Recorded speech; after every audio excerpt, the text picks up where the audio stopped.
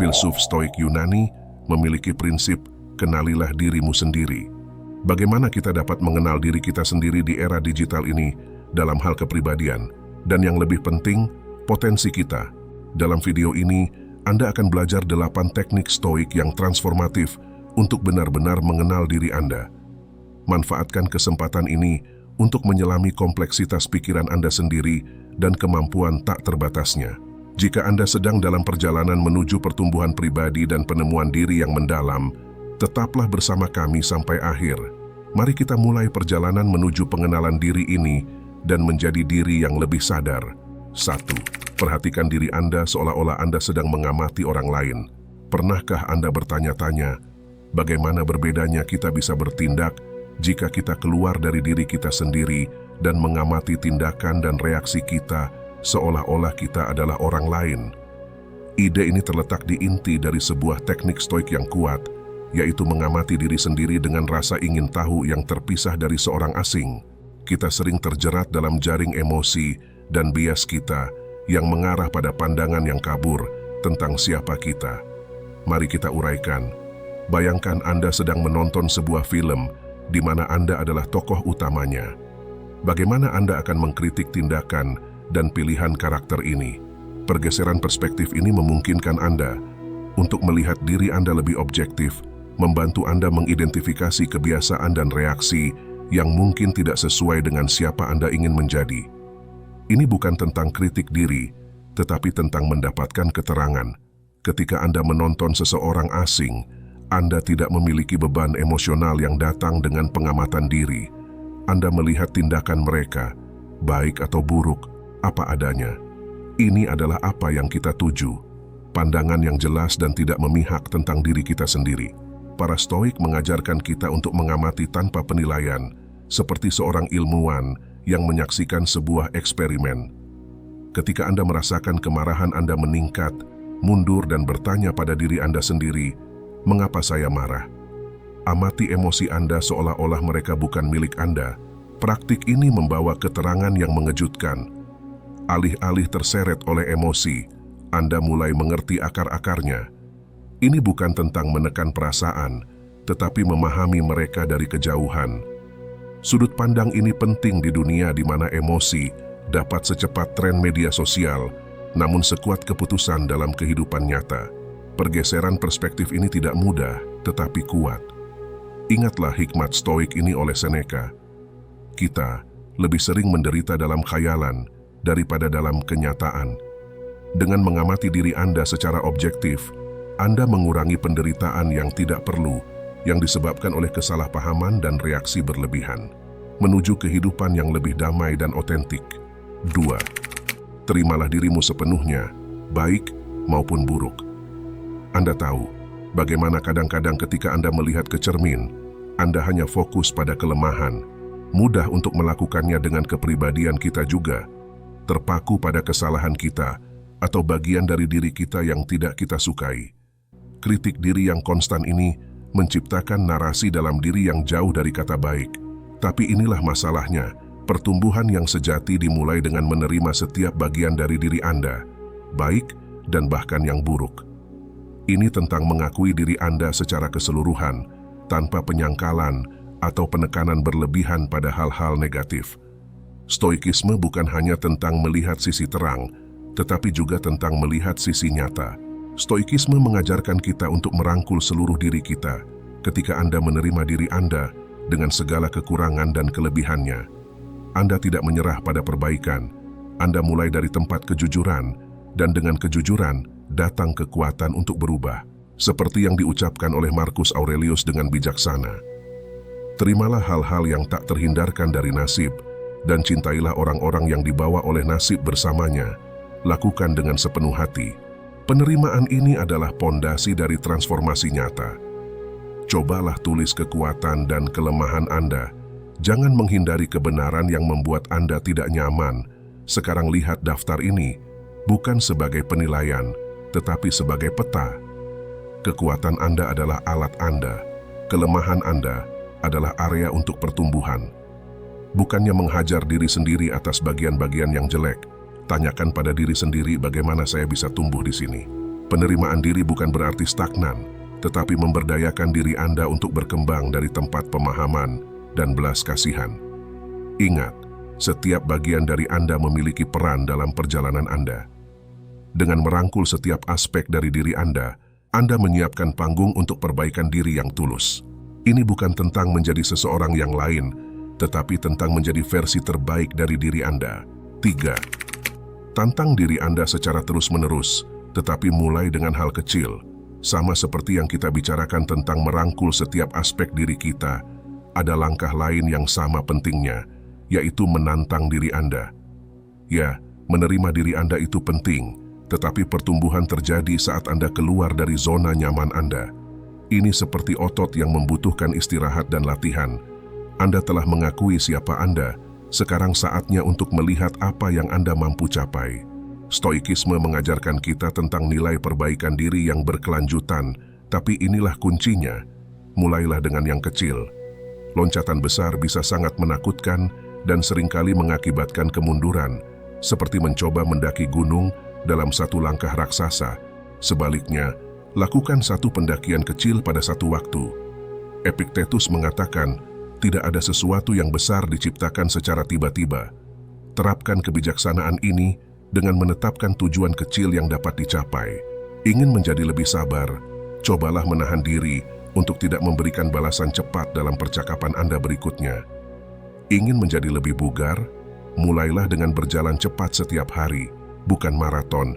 Inilah sesuatu yang bisa Anda lakukan hari ini. Identifikasi satu hal kecil yang telah Anda hindari atau ingin Anda perbaiki. Buatlah rencana untuk menanganinya dengan cara yang paling sederhana dan terkecil. Jika Anda ingin membaca lebih banyak, mulailah dengan satu halaman setiap malam. Jika Anda ingin berbicara lebih percaya diri, latihanlah dengan teman dekat Anda atau di depan cermin. Rayakan kemenangan-kemenangan kecil ini. Mereka mungkin terlihat kecil, tetapi mereka adalah batu loncatan menuju pencapaian yang lebih besar. Potensi Anda seperti biji yang tertidur, menunggu air yang stabil dari usaha, dan nutrisi dari ketekunan untuk tumbuh menjadi sesuatu yang luar biasa. 4. Bandingkan diri Anda dengan siapa Anda kemarin, bukan dengan diri orang lain hari ini. Pernahkah Anda menemukan diri Anda scroll media sosial dan merasa sedikit down karena sepertinya orang lain memiliki hidup yang lebih baik?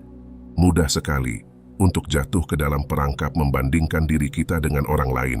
Tetapi ini adalah kebenarannya. Satu-satunya perbandingan yang adil adalah dengan diri Anda yang kemarin. Ini bukan hanya tentang merasa lebih baik, tetapi tentang mengakui dan menghargai perjalanan dan pertumbuhan Anda sendiri. Sama seperti yang kita bicarakan tentang membuat perubahan kecil bertahap, teknik ini tentang mengukur perubahan tersebut. Alih-alih melihat orang lain dan merasa tertinggal, arahkan pandangan Anda ke dalam. Bagaimana perkembangan Anda dari hari kemarin? Mungkin Anda sedikit lebih sabar, sedikit lebih berpengetahuan, atau sedikit lebih kuat. Marcus Aurelius pernah berkata, Anda memiliki kekuatan atas pikiran Anda, bukan peristiwa di luar. Sadari ini, dan Anda akan menemukan kekuatan. Terapkan ini dengan fokus pada kemajuan Anda, bukan pada jalan orang lain. Berikut adalah tindakan yang bisa Anda ambil. Setiap malam, habiskan beberapa menit untuk merenungkan hari Anda. Apakah yang hari ini Anda lakukan lebih baik daripada kemarin? Itu bisa menjadi apa saja. Mungkin Anda mendengarkan lebih dekat dalam percakapan, atau Anda memilih makanan yang lebih sehat. Ini bukan hanya prestasi, tetapi bukti evolusi Anda yang terus berlanjut. Dokumentasikan ini, mungkin di jurnal atau catatan di ponsel Anda. Seiring waktu, catatan ini akan menjadi pengingat yang kuat tentang seberapa jauh Anda telah datang, langkah demi langkah. Dengan fokus pada pertumbuhan Anda sendiri, daripada membandingkan diri Anda dengan orang lain, Anda membebaskan diri dari standar yang tidak realistis dan tidak membantu. Anda mulai menghargai perjalanan unik Anda, menyadari bahwa setiap hari membawa Anda lebih dekat pada orang yang diri Anda impikan menjadi. 5. Bertanggung jawablah atas diri Anda sendiri. Ada pergeseran kuat yang terjadi ketika Anda mulai bertanggung jawab sepenuhnya atas tindakan Anda, pikiran Anda, dan hidup Anda. Ini seperti menggenggam kemudi mobil yang sudah mengembara tanpa arah. Terkadang kita menyalahkan keadaan, orang lain, atau keberuntungan atas tempat kita saat ini. Tetapi kenyataannya adalah, semakin kita mengambil alih tanggung jawab atas respons dan keputusan kita, semakin kita mengarahkan hidup kita ke arah yang kita inginkan, memindahkan fokus kita dari membandingkan diri kita dengan orang lain, ke merenungkan kemajuan pribadi kita secara alami, membawa kita ke langkah berikutnya, yaitu memiliki perjalanan kita. Ini tentang mengatakan, ini adalah jalanku, dan saya bertanggung jawab untuk melaluinya. Epictetus dengan bijak menyatakan bahwa kita tidak dapat memilih keadaan eksternal kita, tetapi kita selalu dapat memilih bagaimana kita meresponsnya. Ketika Anda merangkul ini, Anda memberdayakan diri Anda untuk merespons tantangan kehidupan dengan kedewasaan dan kebijaksanaan. Mulailah dengan mengidentifikasi area dalam hidup Anda di mana Anda telah menyalahkan orang lain. Ini mungkin terjadi dalam hubungan Anda atau tujuan pribadi Anda. Sekarang tanyakan pada diri Anda, bagaimana saya bisa bertanggung jawab lebih banyak dalam area ini? Ini bukan tentang menjadi keras pada diri sendiri, tetapi tentang mengakui kekuatan Anda untuk mengubah suatu hal.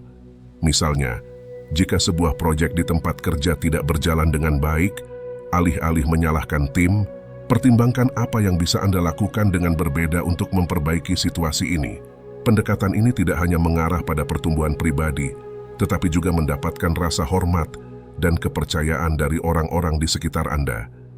Rasa kontrol dan harga diri yang Anda dapatkan dengan bertanggung jawab atas hidup Anda sangat mendalam dan transformatif.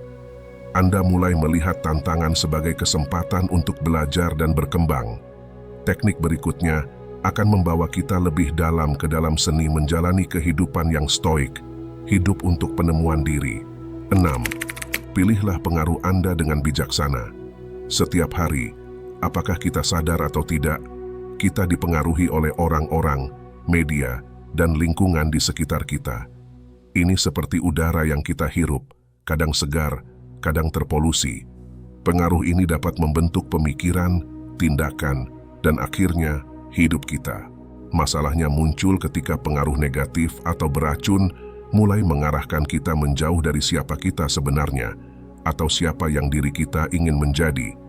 Mengakui dan memilih pengaruh ini dengan bijaksana sangat penting untuk pertumbuhan dan kesejahteraan kita. Ketika kita menerima tanggung jawab atas hidup kita, seperti yang dibahas sebelumnya, bagian dari pemberdayaan ini adalah memilih siapa dan apa yang kita izinkan mempengaruhi kita. Seneca pernah mengatakan, bergaulah dengan orang-orang yang cenderung memperbaiki Anda. Mengelilingi diri dengan orang-orang yang positif, mendukung, dan menginspirasi dapat membawa Anda maju. Demikian pula, pilihlah media yang membangkitkan semangat dan mendidik daripada merendahkan dan mengalihkan perhatian. Ini sangat penting dalam perjalanan Anda menuju peningkatan diri. Mulailah dengan mengevaluasi lingkaran pengaruh Anda saat ini. Adakah orang-orang yang secara konsisten menguras energi Anda atau menurunkan aspirasi Anda? Mungkin sudah saatnya untuk mengevaluasi ulang hubungan-hubungan ini. Demikian pula, pertimbangkan media yang Anda konsumsi. Apakah itu memperkaya pikiran Anda atau membuatnya kacau? Cari secara aktif individu dan sumber daya yang sejalan dengan nilai dan tujuan Anda, baik itu buku, podcast, atau percakapan. Pastikan mereka memberikan kontribusi positif bagi pertumbuhan Anda. Ingatlah, ini bukan tentang memutus hubungan dengan orang lain, tetapi tentang membentuk lingkungan yang mendukung perjalanan Anda. 7. Katakan ya hanya pada hal yang penting. Waktu, energi, dan perhatian kita adalah hal-hal paling berharga yang kita miliki. Namun, seberapa sering kita mendapati diri kita mengatakan, ya, pada hal-hal yang sebenarnya tidak begitu penting? Terlalu berkomitmen atau terjebak dalam hal-hal yang sepele bisa membawa kita menjauh dari tujuan dan gairah sejati kita. Seni mengatakan, ya, hanya pada hal yang sejalan dengan nilai dan aspirasi kita adalah keterampilan yang kuat untuk dikembangkan. Merefleksikan diskusi kita sebelumnya tentang memilih pengaruh dengan bijaksana, prinsip ini diperluas ke dalam keputusan dan komitmen kita. Ini tentang menyelaraskan tindakan kita dengan nilai-nilai kita. Seperti yang diingatkan oleh Marcus Aurelius, bukanlah kematian yang seorang pria harus takuti, tetapi dia harus takut bahwa ia tidak pernah mulai hidup. Hidup dengan sejati berarti membuat pilihan yang beresonansi dengan siapa kita dan apa yang ingin kita capai, bukan hanya mengisi waktu kita dengan kesibukan. Mulailah dengan menilai bagaimana Anda saat ini menghabiskan waktu Anda. Perhatikan aktivitas harian Anda dan tanyakan pada diri sendiri, apakah ini menambah nilai pada hidup saya? Apakah ini sejalan dengan tujuan saya? Jika jawabannya tidak, maka sudah saatnya untuk mempertimbangkan kembali komitmen tersebut. Ini tidak berarti Anda tidak boleh pernah membantu orang lain atau berlibur, tetapi tentang keseimbangan dan kesengajaan. Misalnya, sebelum mengambil proyek baru atau menghadiri acara, pertimbangkanlah pentingnya proyek atau acara tersebut terhadap tujuan pribadi dan profesi Anda. Apakah akan membawa Anda lebih dekat ke tempat yang Anda inginkan? Jika tidak, mungkin lebih baik untuk dengan sopan menolak dan fokus pada hal yang benar-benar penting.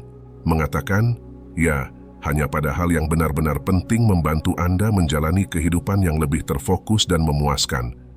Ini tentang memilih kualitas daripada kuantitas dalam setiap aspek keberadaan Anda.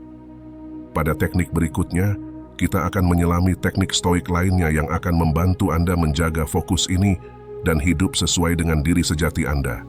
Tetaplah bersama kami. 8. Membuat orang lain lebih baik.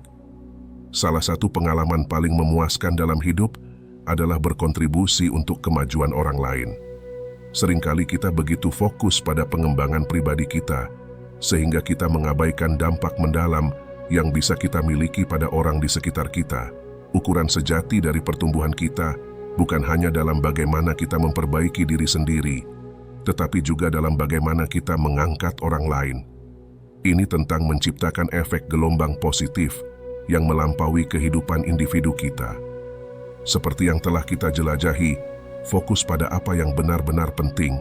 Bagian dari itu termasuk hubungan yang kita jaga dan pengaruh yang kita miliki pada orang lain. Seneca dengan indah menyatakan, di mana ada seorang manusia, di situ ada kesempatan untuk kebaikan. Ini tentang memperluas kebijaksanaan dan kekuatan yang telah kita dapatkan kepada orang lain. Ini bukan hanya tentang peningkatan diri, tetapi juga tentang peningkatan komunitas. Mulailah dengan menjadi kehadiran yang positif dalam kehidupan orang-orang di sekitar Anda. Hal ini bisa semudah menawarkan telinga yang mendengarkan, berbagi wawasan dari pengalaman Anda sendiri, atau mendukung seseorang yang sedang menghadapi tantangan. Anda bisa menyumbangkan waktu Anda, menjadi mentor seseorang, atau hanya berupaya menyebar kebaikan dan pemahaman. Ingatlah, ini bukan tentang tindakan besar. Bahkan tindakan kecil pun bisa memiliki dampak yang signifikan. Dengan membantu orang lain, kita tidak hanya membuat hidup mereka lebih baik, tetapi kita juga memperkuat pertumbuhan kita sendiri dan menemukan rasa pencapaian yang lebih dalam di tengah perjalanan penemuan diri dan praktik stoik. Ingatlah bahwa pertumbuhan Anda adalah pelita yang dapat menerangi jalan bagi orang lain. Tips bonus, mulailah kebiasaan jurnal harian. Ini adalah tips bonus untuk mereka yang telah menemani kita sejauh ini. Tahukah Anda bahwa Marcus Aurelius, salah satu filsuf stoik yang paling dihormati, pada dasarnya menulis jurnal? Karya terkenalnya, Meditasi, tidak pernah ditujukan untuk dipublikasikan. Ini adalah refleksi pribadinya, caranya dalam berlatih stoik setiap hari. Ini menyoroti kekuatan jurnal sebagai alat untuk penemuan diri dan pertumbuhan pribadi. Setiap langkah yang telah kita jelajahi, mulai dari mengamati diri kita secara objektif hingga membuat orang lain menjadi lebih baik, dapat diperdalam melalui jurnal. Ini adalah ruang di mana Anda dapat berbicara dengan diri sendiri, mengajukan pertanyaan, dan merenungkan pengalaman harian Anda. Anda tidak perlu buku, catatan mewah, atau kata-kata yang indah. Mulailah dengan pikiran dan perasaan Anda yang mentah dan belum disaring. Saat Anda menulis, Anda akan menemukan kejelasan dan wawasan yang sebelumnya tersembunyi dalam kesibukan kehidupan sehari-hari. Ingatlah apa yang dikatakan Seneca, kebahagiaan sejati adalah menikmati saat ini tanpa ketergantungan cemas pada masa depan. Jurnal membawa Anda ke dalam saat ini, memungkinkan Anda menghargai perjalanan Anda, belajar darinya, dan merencanakan masa depan Anda dengan niat. Teknik stoik manakah yang paling menarik bagi Anda? Bagikan pemikiran Anda di kolom komentar. Diskusi hari ini adalah bagian kecil dari perjalanan belajar kita. Jika pengembangan pribadi dan penemuan diri membuat Anda bersemangat, tunjukkan semangat Anda dengan menulis di kolom komentar, "Saya sedang mencari kebijaksanaan." Mari terus menjelajahi dan merangkul ajaran filsafat Stoik bersama-sama. Tetap tenang, bertindak dengan bijak, dan hiduplah dengan filosofi Stoik.